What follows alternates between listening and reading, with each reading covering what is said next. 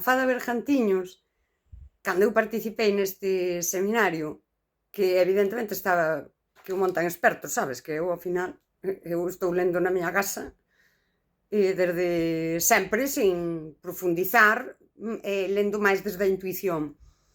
Pero o documento que nos entregaron antes remitíanos ás deidades celtas, as Geat e as Sideog, como se pronuncie, que eu non o sei, que para iso son random de pacotilla, non son experta. E estas son fadas que viven nos povos dos túmulos, viven nos castros ou viven naquelas zonas onde se facían enterramentos. Entendo eu tamén, teñen un pouco a conexión coas ancestras.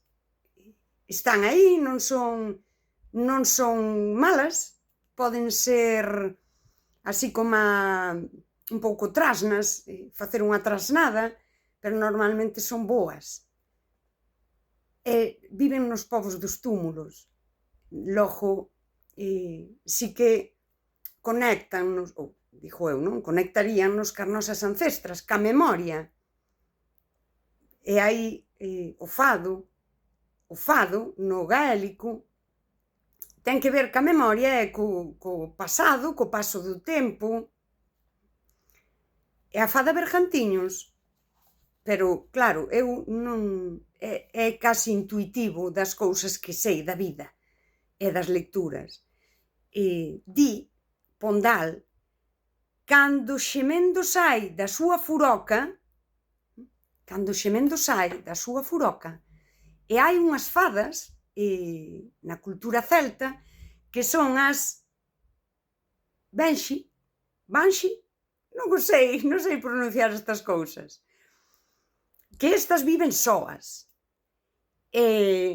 Na evolución dan tamén as lavandeiras, pero para min teñen unha característica moi particular que me gusta moito. A min, que non sei nada disto, que leo por prazer, non, estas cousas. Anuncian a morte, mais tamén choran os mortos. Son fadas moi conectadas coa dor, pero esta é Bergantiños. E aquí xa se nos vai conectar, non? Conéctanos, diría eu, ca nosa memoria en común, e, tendo en conta o significado de fado, que si que o atopamos en Portugal, non? No medievo, o noso destino común. Para min é iso. E si que me parece unha Banshee destas, porque sae xemendo da súa furoca. E as Banshee, para anunciar a morte, teñen un xemido, emiten un son así como moi terrorífico entre humano e animal, como similar ao dunha ave, por exemplo. E teñen outra característica que en Pondal tamén ten outra fada, Morpeguite. Morpeguite comeza a nomear persoas. O sea, estáse peiteando na beira do río, non sei que, en un momento dado, a voz de Morpeguite comeza a nomear persoas. As Banshee choraban os reis. Morría un rei, evidentemente estos son lendas, non? E a Banshee serían as que anunciaban a morte do rei, mais choraban tamén.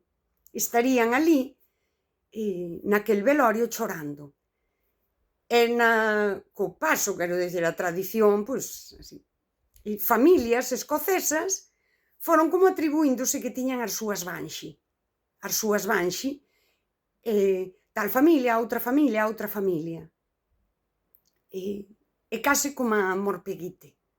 Sí, como a quen eu choro a fulanitos, a estes, aos de Borneiro, aos de Corme, aos de Corcubión, aos de... Sí, é bastante similar ás Banshee en Escocia. A verdade é que sí, a min ninguén me fai caso, nin teñen por qué. Pero é que eu non quería falar de fadas.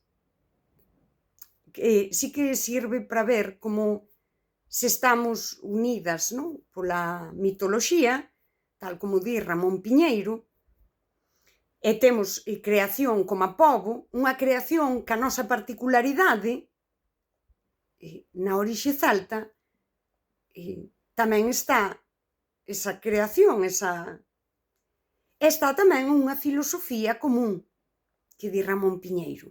Bueno,